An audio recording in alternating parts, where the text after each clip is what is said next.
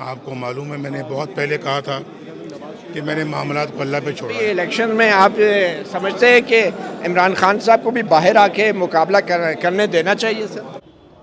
अस्सलाम वालेकुम मतियुल्लाह जान MJ TV। ये सब कुछ पहले भी हो चुका है। जी हाँ, ये वही नवाज़ शरीफ हैं जिनको 12 अक्टूबर को जब उनको हुकूमत से निकाला गया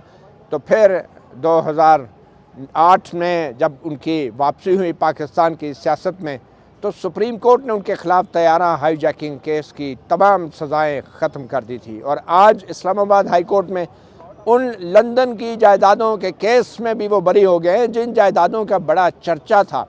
और जिनके हवाले से नवाज़ शरीफ और नून लीग के बयानिया जो था सियासी तौर पे बहुत ही ख़राब हो चुका था। और आज इस्लामाबाद हाई कोर्ट में जो दलाइल दिए गए नवाज़ शरीफ के वकील एडवोकेट अमजद परवेज़ की तरफ से, तो ऐसी मालूमात सामने आ रही थी कि जैसे इस्लामाबाद में बैठे इन मुअज़्ज़ज़ जजों और सुप्रीम कोर्ट में बैठे उन मुअज़्ज़ज़ जजों को शायद इन सब बातों का पहले मालूम ही नहीं था। जी हाँ, कुछ देर पहले की अब बड़ी खबर ये है कि साबिक़ वज़ीर-ए-आज़म नवाज़ शरीफ को एवनफील्ड रेफरेंस में, जो कि लंदन की जायदादों से मुतल्लक एक केस था, उसमें दी गई 7 साल कैद की सज़ा जो है उनकी ख़त्म कर दी गई है और उनको बरी कर दिया गया है। नवाज़ शरीफ साहब को उनकी सज़ा जो थी मुअत्तल पहले की गई थी और उसके बाद आज इस्लामाबाद हाई कोर्ट ने एडवोकेट अमजद परवेज़ के दलाइल सुने जिनमें उन्होंने कुछ बज़ाहिर नित नए इंकशाफात किए और ये बताया कि नैब ने जो रेफरेंस दायर किया था उसमें नैब ने ना तो अदालत को, एहतसाब अदालत को ये बताया था कि लंदन की जायदादों की कीमत कितनी बनती है, मार्केट वैल्यू कितनी है, और ना ही ये बताया था कि नवाज़ शरीफ ने जब मुबैना तौर पे 1993 और 96 के दौरान ये जायदादें ख़रीदी थी तो उस वक्त नवाज़ शरीफ साहब की आमदन कितनी थी। तो ये बुनियादी जो तकाज़े थे ये नैब की तरफ से पूरे नहीं किए गए और नवाज़ शरीफ का नाम लंदन की जायदादों की मिल्कियत की दस्तावेज़ात में भी नैब को कहीं नहीं मिला और ना ही नैब ने कोई ऐसी दस्तावेज़ पेश की थी कि जिससे नवाज़ शरीफ का लंदन की जायदादों से कोई ताल्लुक़ पैदा होता, और ना ही नैब ने रिकॉर्ड पे, अदालत के रिकॉर्ड पे, एहतसाब अदालत के रिकॉर्ड पे कोई ऐसी चीज़ लाई थी कि जिससे ये ज़ाहिर होता कि ये लंदन की जायदादें असल में नवाज़ शरीफ की हैं और बज़ाहिर उनके जो बच्चे हैं हसन नवाज़, हुसैन नवाज़ या मरियम नवाज़, वो उनके बेनामीदार हैं, यानी कि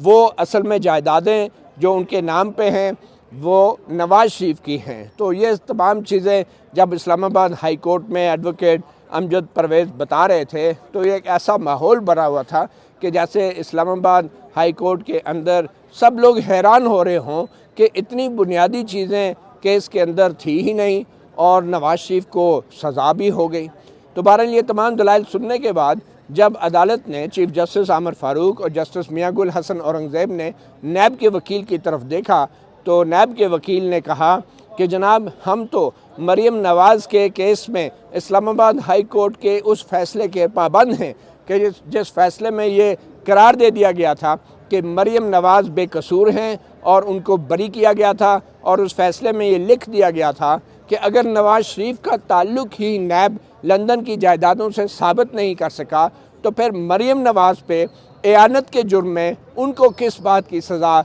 3 साल की सज़ा सुनाई गई है। तो नैब के वकील की तरफ से, प्रोसिक्यूटर की तरफ से ये वाज़ेह किया गया कि नैब ने उस इस्लामाबाद हाई कोर्ट के मरियम नवाज़ के हक़ में दिए गए फ़ैसले के ख़िलाफ़ अपील भी दायर नहीं की थी, तो अब वो उस इस्लामाबाद हाई कोर्ट के फ़ैसले के पाबंद हैं। तो इसलिए एवनफील्ड जायदादों के रेफरेंस के अंदर जो नवाज़ शरीफ की अपीलें हैं वो उन अपीलों की भी मुखालफत नहीं करेंगे। नैब के वकील का ये कहना था कि चीफ जस्टिस आमिर फ़ारूक ने एक मुख्तसर हुक्म लिखाया और कहा कि इसकी तफसीली वजूहात बाद में जारी की जाएंगी और नवाज़ शरीफ को एवनफील्ड जायदादों के रेफरेंस से बरी किया जाता है। एक और केस था अल अजीज़िया केस, जिसमें नवाज़ शरीफ साहब को 8 साल की कैद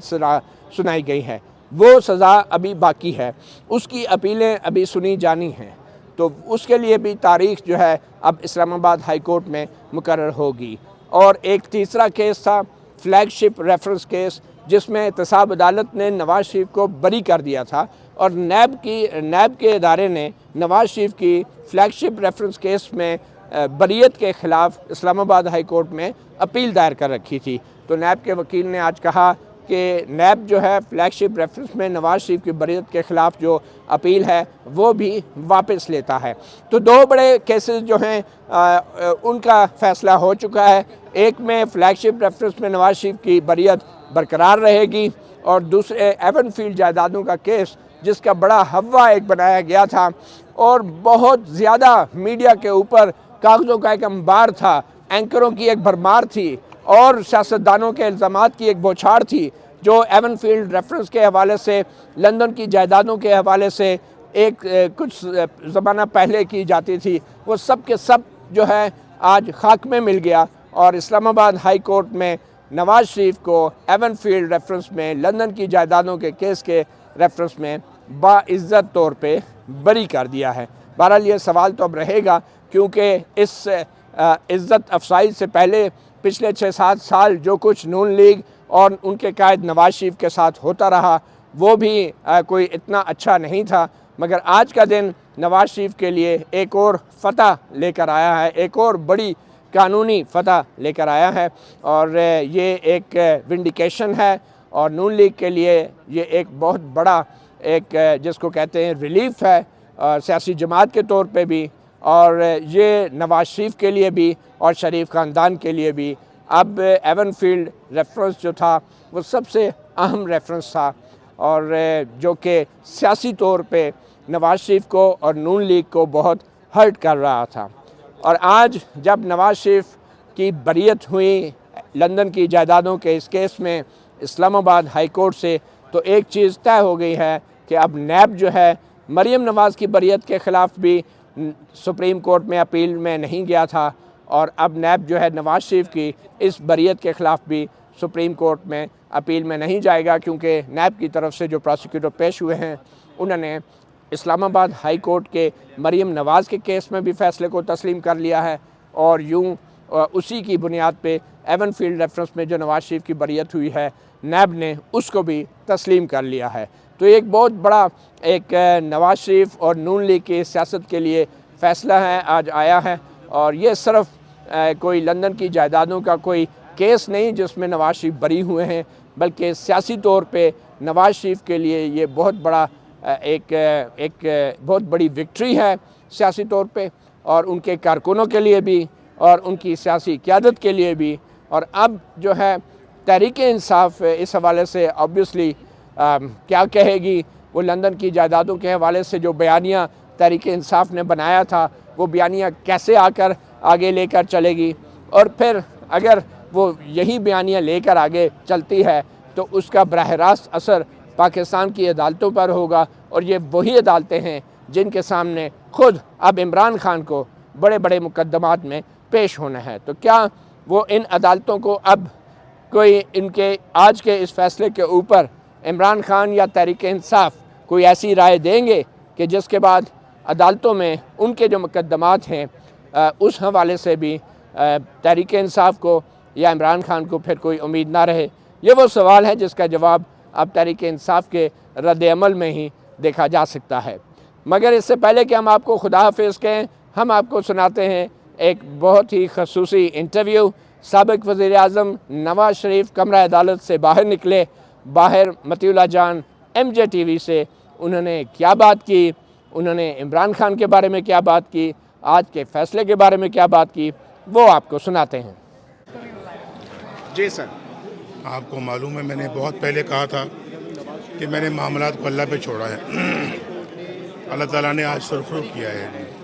अल्लाह का बहुत शुक्र है। तो सर अब इस जो एक और रेफरेंस भी अभी रहता है तो उसमें तो अभी आपका जारी है केसेस, तो उसमें भी आपकी कोई उम्मीद है कि वो भी अल्लाह पे छोड़ा हुआ है।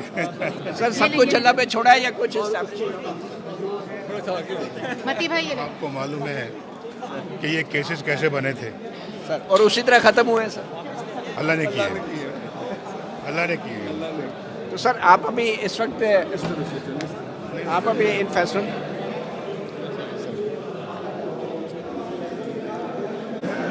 सर अभी इलेक्शन में आप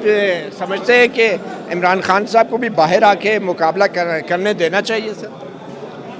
ये तो भाई